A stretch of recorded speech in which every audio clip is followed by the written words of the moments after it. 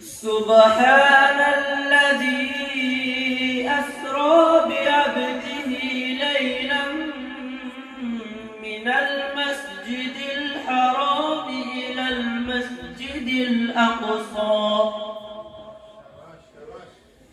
الذي باركنا حوله لنريه من آياتنا إنه هو السميع البصير.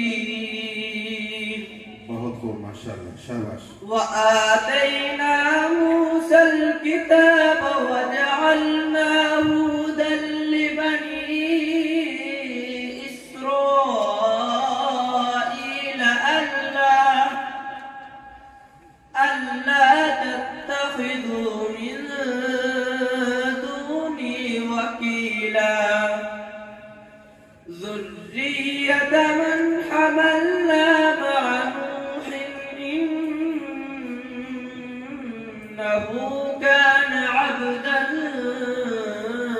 شكورا.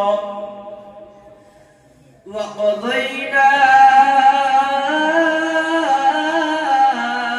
إلى بني إسرائيل في الكتاب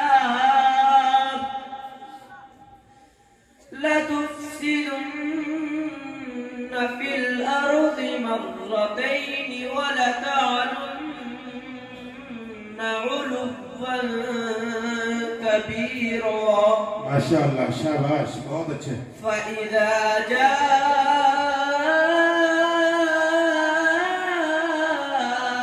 وعد أولاهما بعثنا عليكم عبادا لنا बहुत अच्छे शाबाश. بعثنا عليكم عبادا لنا أولي بأس شديد فجاسوا خلال الديار وكان وعدا مفعولا.